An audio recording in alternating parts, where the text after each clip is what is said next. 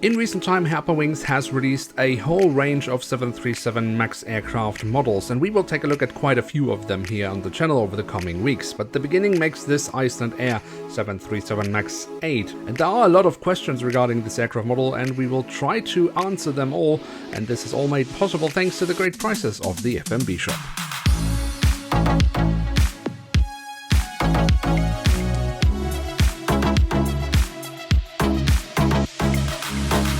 And with that, hello and welcome to a new episode of Review, where we, as mentioned, will take a closer look at a Boeing 737 MAX 8 of Icelandair. At the front of the box we have a cutout so we can get a glimpse of the aircraft model inside, and on top of the box we have the Icelandair branding. Not the most inspiring, but okay. But the backside is just as uninspiring as the front, because here we have yet another cutout. But Herpa has actually tried to spice this up a little bit, so instead of having the usual Herpa red color at the bottom of the box, they've switched it out with the light blue color.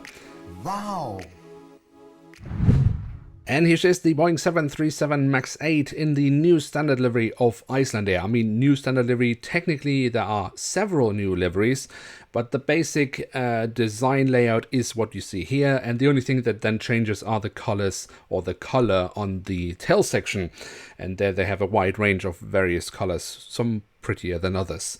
But in any case, this is the very first time we get a scale 500 model in the new Icelandair livery, so that itself is of course exciting. Another thing that is quite exciting is the fact that Herpa has recently talked about they want to improve on their 737 MAX 8. Now, it's probably too early for this aircraft model, but we will check it out to see if they have made any improvements on this model or not. But as always, we start our tour around the aircraft model with a look at the tail section, where we on the vertical stabilizer find the Icelandair branding, and then of course this now light blue stripe. A thing I noticed with this 737 MAX are the horizontal stabilizers, which actually are made out of plastic. Now, I've checked earlier versions of the 737 MAX from Herpa Wings, and they are also made of plastic, so they haven't changed anything here. But I actually think it's a shame that it's not made out of metal, because it is more sturdy, and then you don't have any risk of issues with plastic miscoloring over time. On the fuselage we then find the full registration code of the aircraft and the Icelandic flag. On top of the fuselage we then find the addition of a set dome, which I think is a nice thing of Herpa to do, but what I don't quite like here is the fact that the set dome is rather oversized, and since they have gone into the lengths of actually adding the set dome, I don't understand why they then wouldn't just add a correctly sized set dome. In any case, to round off the tail section, we do also have a bit of detailing around the APU exhaust. And then if we move towards the front of the aircraft, we can see across the fuselage the new Icelandair branding, which now is displayed in this billboard style. And then of course we also have a few hatches and static ports. And underneath the cockpit windows we find the name of the aircraft, which I will not try to pronounce. But that leads us to the cockpit section itself, where we have the cockpit windows with the window wipers printed on, but that's all the printed details we get here. Usually I actually quite like the 737 mold of Herpa Wings, and I also think this time it's quite alright, although they are quite aggressive with the angle of the cockpit windows here. I mean, it's the mold that has been shaped like that. It's quite steep, just about okay, I would say, but yeah, this is very much on the edge. If we then take a quick look at the engine itself, we can see they have been kept in this dark blue Icelandair color, and we have the silver leading edge, as well as some safety relevant markings printed on, so that's quite lovely. Herpa does also rather well with the chevron nozzles on the 737 MAX engines, and of course also here from the front, very nice, you can see the engine fan blades. And then on the fuselage, just above the wings, we have the emergency exits printed on, which leads us straight to the wings, which we should also take a closer look at, starting off with the top side, where we can see the different flaps, slats and spoilers have been carved out very nicely.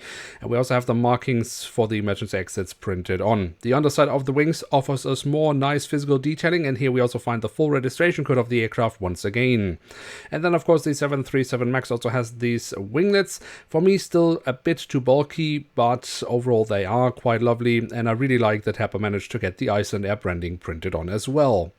Then we of course also have the landing gear. That is the standard landing gear that Herpa is using for all their 737 MAX aircraft at the moment, but we will talk more about that a little bit later in the video. Overall it looks okay, although it is still rather tall. The same thing goes for the front landing gear, and here I am clearly missing some printed details. On the belly of the aircraft we then find a hole in the fuselage for a stand, which is not included with this aircraft model, making it rather pointless, but at least it doesn't destroy any printed details, so I guess I can live with it. And last but not least, we do also have the doors to the cargo compartments printed on here at the back of the aircraft, and also here at the front of the aircraft. So there we have it, the Boeing 737 MAX 8 in the new standard livery of Icelandair from Herpa Wings in scale 1 to 500. And what can we say about this aircraft model? Well, what can we say? I mean, there are still quite a few questions that we need to answer.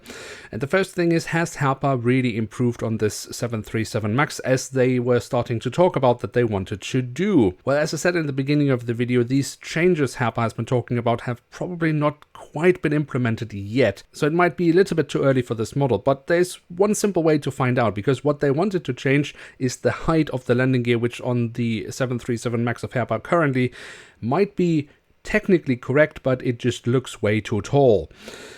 And the best way to do is simply taking an older 737 MAX. In this case, I've taken a 737 MAX 8 of American Airlines, and if we place them next to each other, I mean, that does seem to be within the usual margin of error. So it doesn't look like anything has been changed here. If we take a look at the front of the aircraft, if we place them next to each other here, curiously enough, the Icelandair, the newer model, is taller than the older one. I think that is again within margin of error, so basically depending on how deep they have drilled the hole where they are placing the front landing gear, and clearly with the Icelandair they haven't drilled quite as deep as with the American Airlines. Okay, so basically they haven't really changed anything on this aircraft model yet. But is it a good one, or should you just skip it? I mean, if we ignore the fact that the landing gear looks way too tall, we still have a very lovely shaped mold of the 737 where Herpa is really excelling quite a bit. And we do also have a rather lovely print, and the livery itself, I mean, if you like it or not, that's of course always a question of personal taste. But it is the very first Icelandair 737 MAX in the new livery of Icelandair, so that alone is also I guess a factor for some people why they would like to have this aircraft model. Personally, I think it is overall a quite alright aircraft model. There are the typical Herpa things, so like the oversized set dome, which is, I don't understand. I mean, they've added the set dome, so why not just do it correctly? And of course we have the landing gear, which is a thing they know of and they want to change in the future, so at least that.